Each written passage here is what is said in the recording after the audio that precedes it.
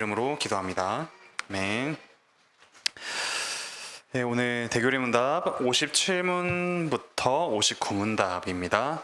그 전에 우리 성경 같이 좀 읽고 시작하겠습니다. 고린도후서 5장입니다. 고린도후서 5장.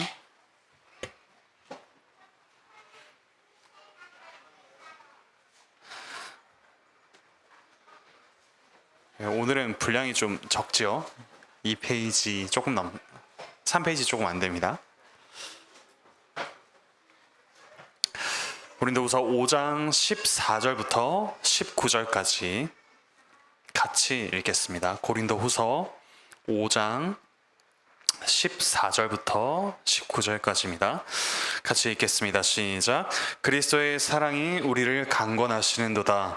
우리가 생각하건대 한 사람이 모든 사람을 대신하여 죽었은즉 모든 사람이 죽은 것이라.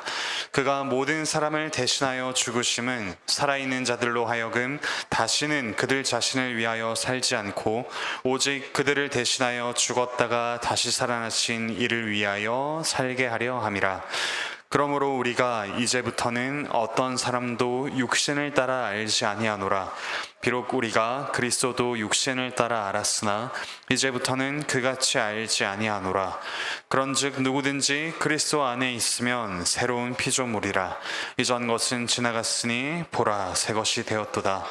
모든 것이 하나님께로서 났으며 그가 그리스도로 말미암아 우리를 자기와 화목하게 하시고 또 우리에게 화목하게 하는 직분을 주셨으니 곧 하나님께서 그리스도 안에 계시사 세상을 자기와 화목하게 하시며 그들의 죄를 그들에게 돌리지 아니하시고 화목하게 하는 말씀을 우리에게 부탁하셨느니라. 아멘. 네, 우리 지난 시간까지 중보자 되시는 그리스도에 대해서 쭉 한번 공부를 했습니다. 이제 그 그리스도께서 이루신 중보 사역이 우리 안에 어떻게 적용이 되는가? 그러니까 우리 밖에서 일어난 일인데 그리스도의 성육신부터 시작해서 승천, 또 하늘 보좌에 앉아 계심, 재림까지 사실 우리 안에서 일어나는 일과는 상관이 없죠. 우리 밖에서 그리스도께서 하신 일인데 그것이 우리와 무슨 상관이 있는가? 거기에 대해서 함께 좀 살펴보도록 하겠습니다. 문답 읽겠습니다. 그리스도께서는 자기의 중보를 통하여 무슨 은덕들을 획득하셨습니까? 그리스도께서는 자기의 중보를 통해 은혜 언약에 속한 다른 모든 은덕들과 함께 구속을 획득하셨습니다. 네, 여기서도 중보라는 말이 이렇게 중요하게 나오죠. 중보는 간단하게 이야기하자면 죄의 문제를 해결하는 화해자라고 할 수 있습니다. 네, 여기서 중보란 단순히 둘 사이를 화해시키는 것을 넘어서 죄의 문제를 해결하는 화해자라는 포인트를 조금 더 우리가 생각할 필요가 있겠습니다. 우리가 이때까지 그리스도에 대해서 쭉 한번 살펴봤는데요.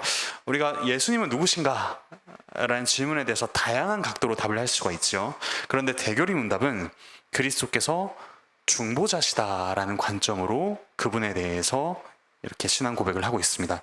그러니까 철학적으로 이 세상에 신이 있다면, 이 세상에 내려온 신이 있다면 어떤 신일까라고 생각하는 게 아니라 그리고 단순히 역사적으로 이 땅에 계셨던 그리스도를 말하는 것을 넘어서 그분이 중보자로서 어떤 분이신가를 우리가 쭉 살펴봤습니다. 그러니까 이 말은 그리스도께서 우리를 위해 어떤 분이 되셨는가라는 포인트로 좀 볼 필요가 있습니다. 어떤 분이 되셨죠? 하나님께 대해서는 우리 대신 완전하게 순종하셨고 또 우리의 불순종의 형벌을 홀로 완전하게 지신 분이셨죠. 그리고 우리에 대하여는 그런 그리스도를 보내신 하나님의 사랑을 온전하게 보여주신 분이 되셨습니다. 그러니까 우리와 하나님, 죄로 멀어졌던 하나님과 우리의 사이를 다시 화해시키시는 중보자의 역할을 분명하게 감당하셨죠.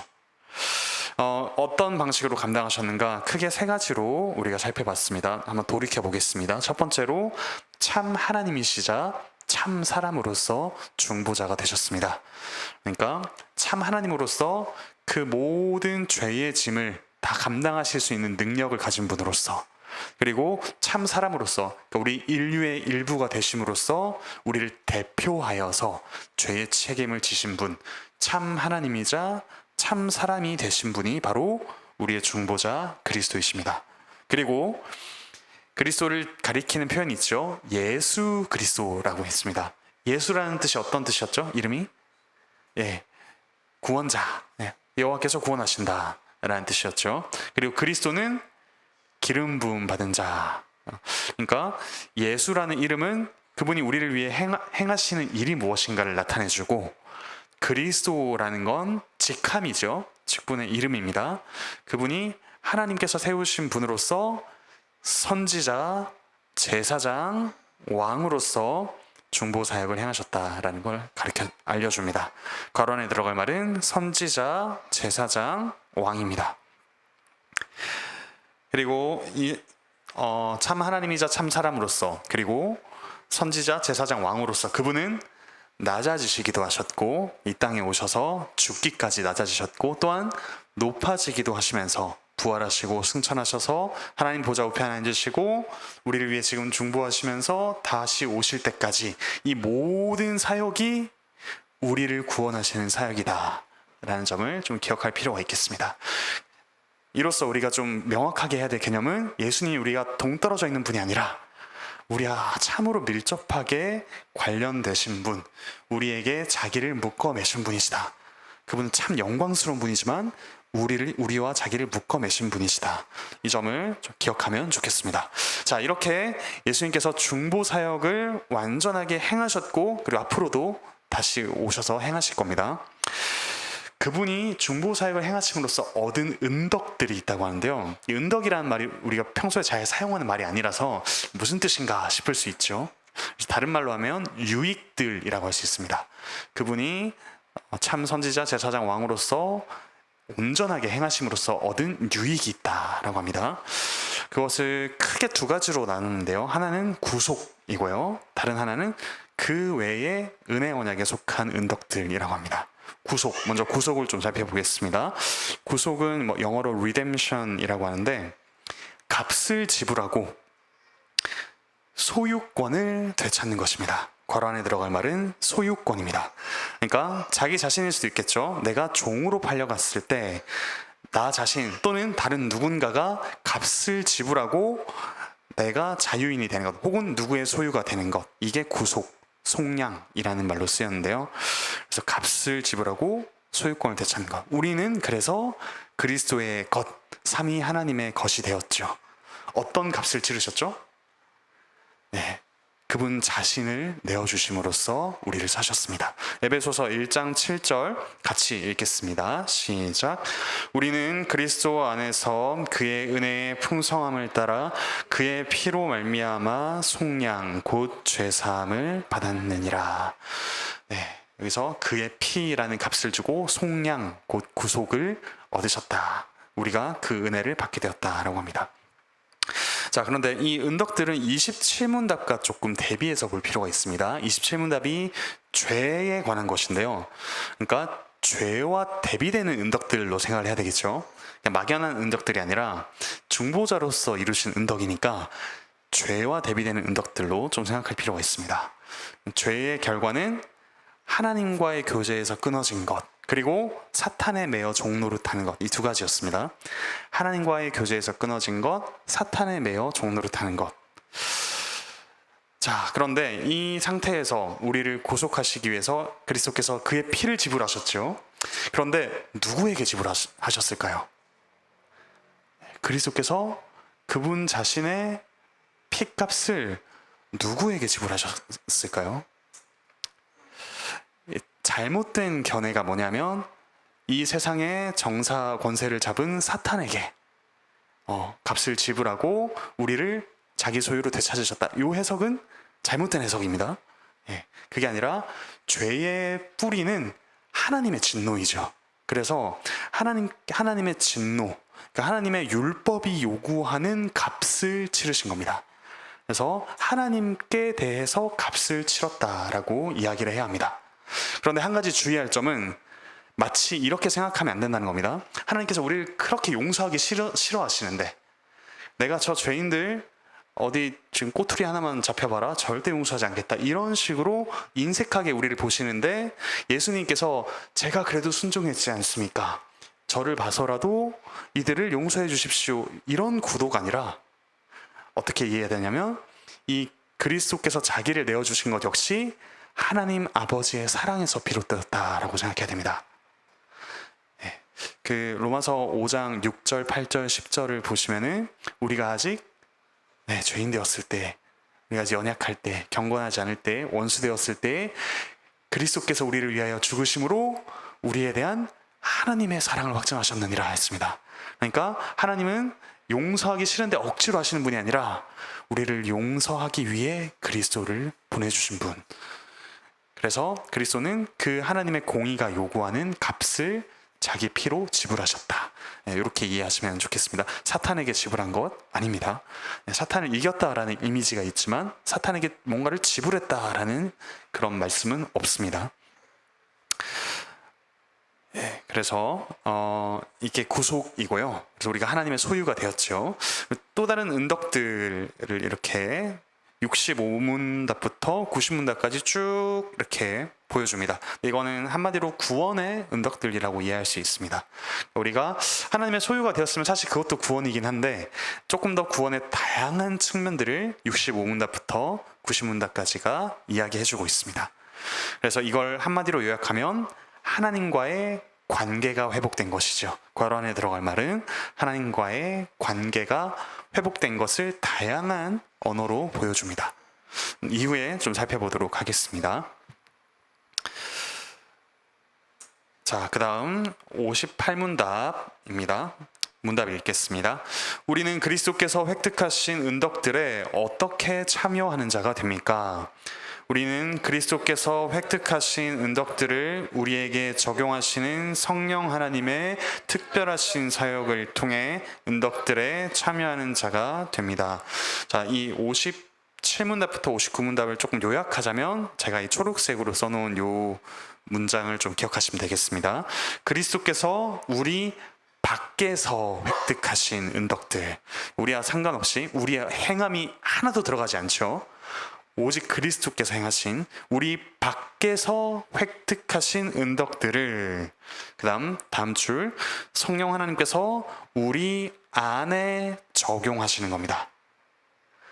그리스도께서 우리 밖에서 획득하신 은덕들을 우리 안에 성령님께서 적용하십니다. 그리고 이것은 성령님의 특별한 사역이라고 이야기를 하죠. 성령님의 특별한 사역입니다. 그러니까 여러 가지 의미에서 특별하다고 할 수 있는데, 한정된 사람들에게 주어졌다라고 해서 특별할 수도 있고요. 그리고 어떤 일반적인 사람의 힘으로 할 수 없는 일이 일어났기 때문에 특별하다라고도 이야기할 수 있습니다.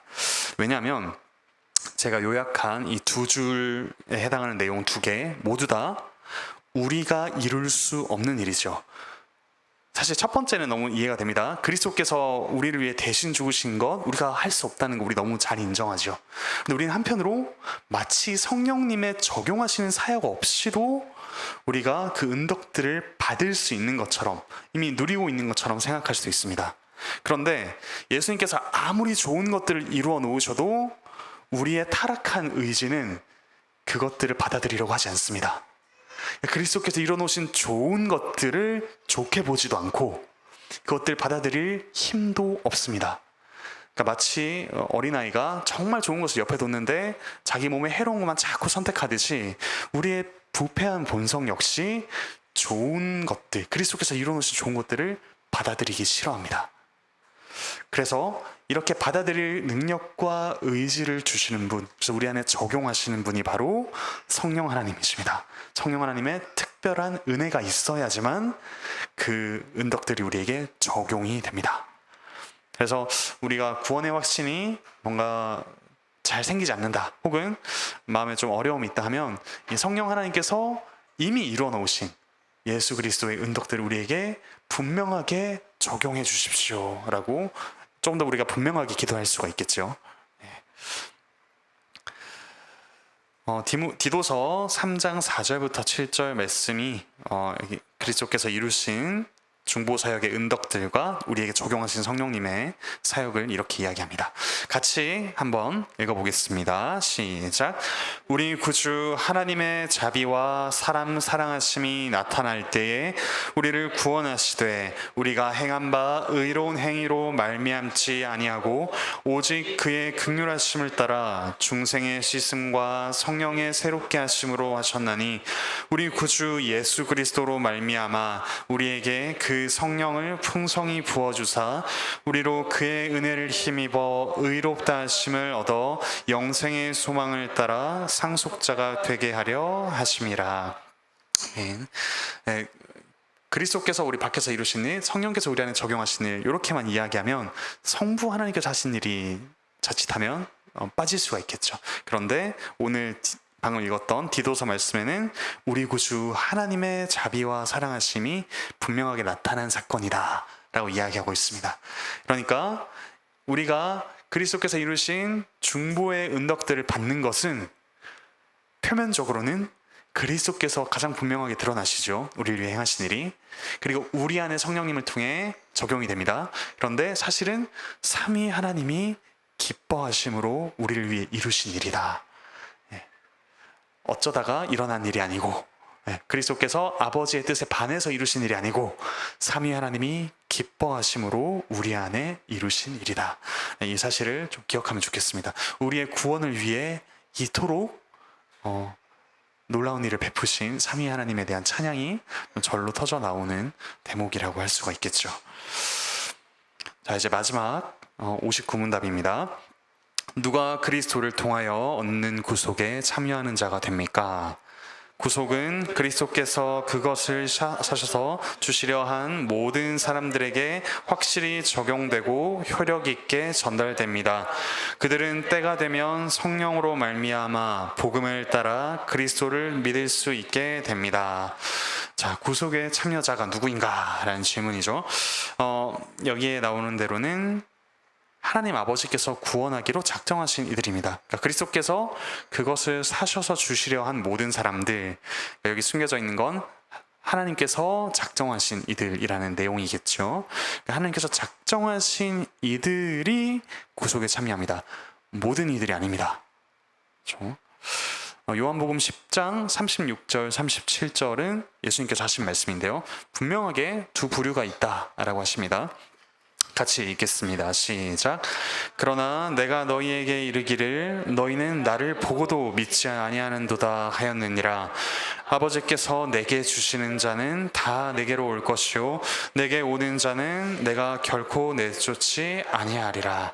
나를 보고도 믿지 않는 사람, 그리고 아버지께서 내게 주셔서 내게로 오는 사람, 분명하게 그리스도께서는 두 부류로 나누십니다.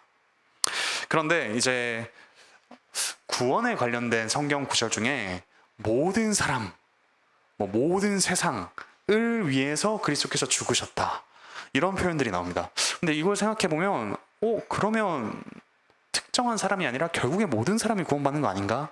아니면 적어도 모든 사람이 구원받을 기회를 열어놓으시고 거기에 믿음으로 반응하는, 자기 의지로 믿음으로 반응하는 사람만 구원하시는 게 아닌가, 이렇게 생각할 수도 있습니다. 하지만 우리가 대표적인 이 모든 혹은 온 이런 표현이 들어간 구절들을 좀 살펴보겠습니다.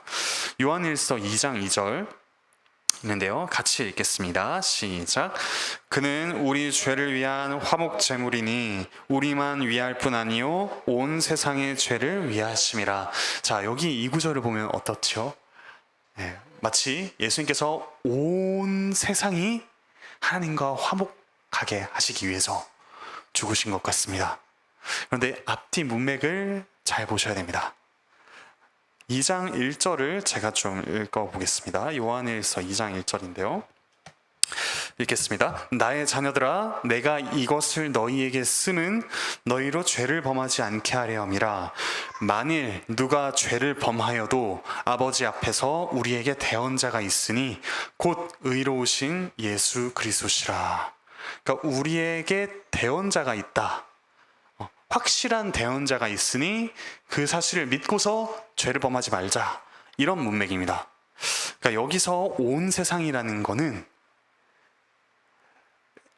진짜 모든 세상의 각자를 뜻하는 게 아니라 범위를 넘어선다는 겁니다. 그러니까 보편 구원이 아니라, 동그라미 1번, 보편 구원이 아니라 그리스도의, 조금 어려운 말로 배타성이라고 할 수 있습니다.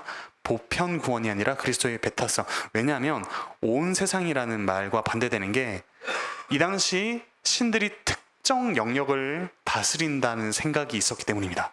그러니까 어떤 산의 신, 어떤 강의 신, 어떤 바다의 신은 그 영역에서만큼은 모든 걸 해줄 수가 있죠. 그런데 그리스도는 그 모든 것들을 뛰어넘어 온 세상에 유일하게 우리를 위해 대언해 주시는 화목제물이시다.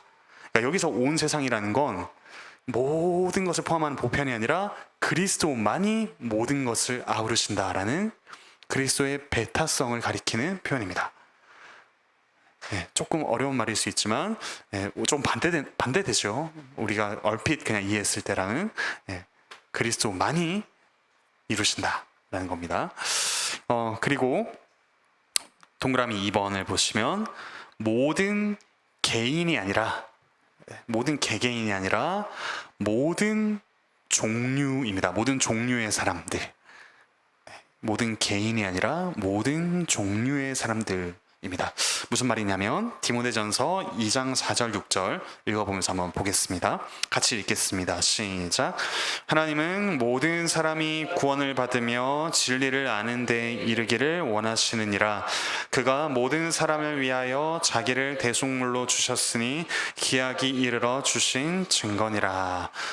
어떻죠? 이 구절도 얼핏 보면 마치 모든 사람이 구원을 받을 수 있다, 받을 것이다, 이렇게 이해할 수가 있습니다. 하지만 여기서는 어떤 의미냐면 디모데 전서가 쓰여진 배경을 좀 생각하시면 좋겠습니다. 거짓 교사들이 들어와서 야, 이렇게 해야지만 너희가 구원을 받을 수 있어, 이렇게 해야지만 진짜 구원받는 사람들이야, 이렇게 종류를 한정시켜 놓은 겁니다. 예를 들어 할례를 해라, 율법을 따라라, 이런 식의 어떤 거짓 가르침이 들어온 상황에서 지금 바울은 모든 사람이란 말을 사용하고 있는데요. 그 말은 무슨 말이냐면 유대인, 헬라인 이런 구별 없이 모든 종류의 사람, 단 하나의 조건이 있다면 그 그리스도의 복음을 믿는 모든 사람, 유대인, 헬라인, 한국인 상관없이 모든 종류의 사람이 그리스도를 믿음으로 구원을 받는다라는 의미로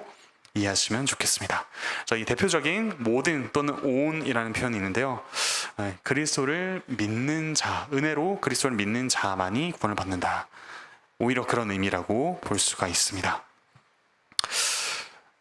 자, 그 다음 아마 여러 가지 구원에 대해서 좀 질문이 많이 생길 수 있을 것 같은데요. 우선 우리가 하나하나 살펴보면서 좀 풀어나가도록 하겠습니다. 다음 페이지, 구속에 참여하는 방법은 그럼 무엇이냐? 첫 번째로 확실하고 효력 있는 성령님의 사역입니다. 확실하다, 너무도 분명하게 드러나고요. 효력 있다라는 말이 무슨 뜻일까요? 어떤 결과를 낸다라는 뜻입니다. 우리의 구원이라는 확실한 결과를 내시는 성령님의 사역. 에베소서 1장 13절부터 14절에는 이런 고백이 있습니다. 같이 읽겠습니다. 시작.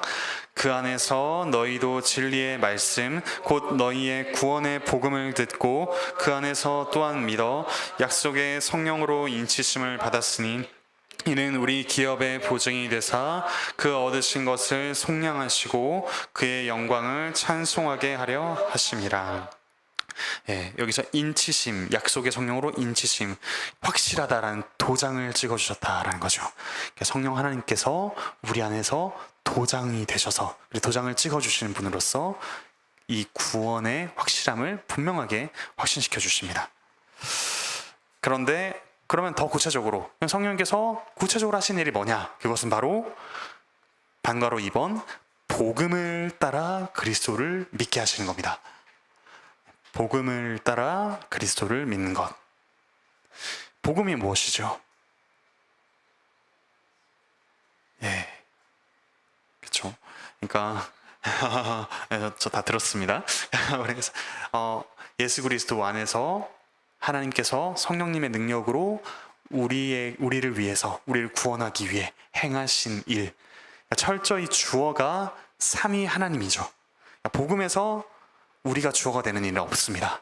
복음에서 주어는 철저히 삼위 하나님입니다.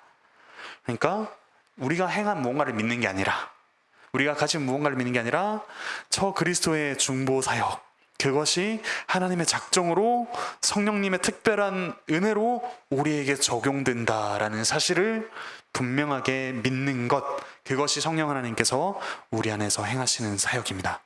그러니까 이것이 바로 구속에 참여하는 방법이죠. 복음을 따라 그리스도를 믿는 것.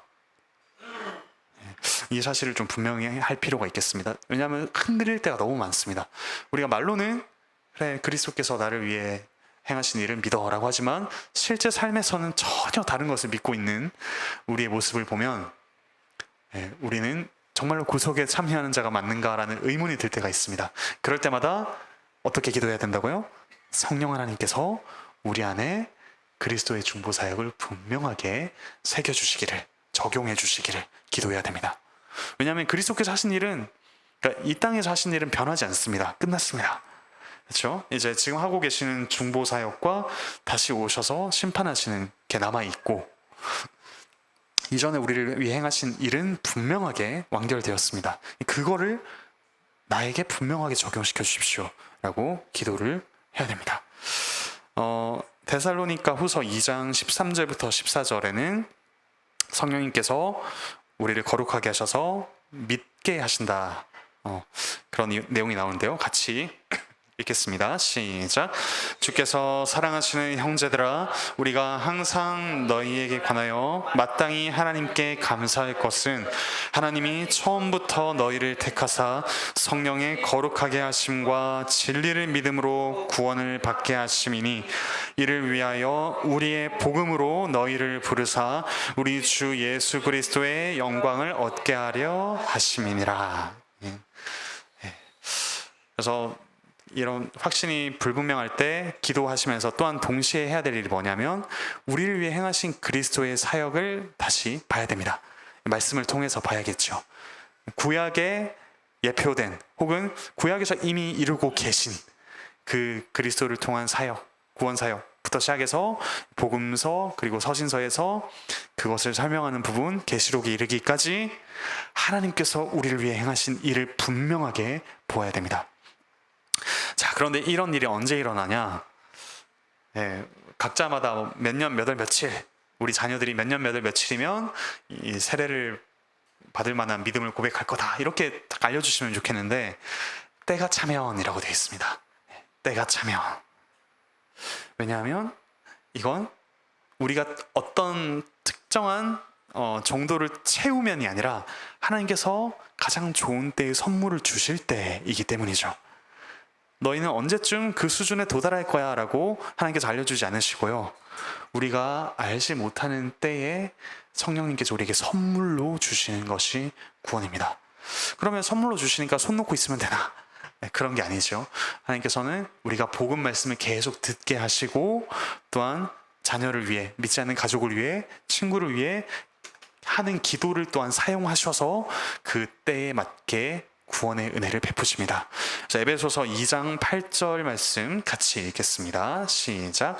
너희는 그 은혜에 의하여 믿음으로 말미암아 구원을 받았으니 이것은 너희에게서 난 것이 아니요 하나님의 선물이라.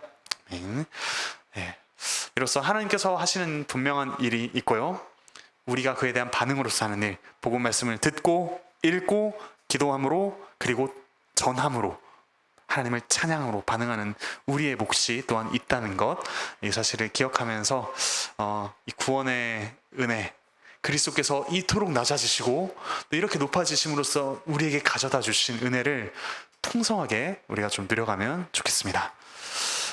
공부의 내용은 여기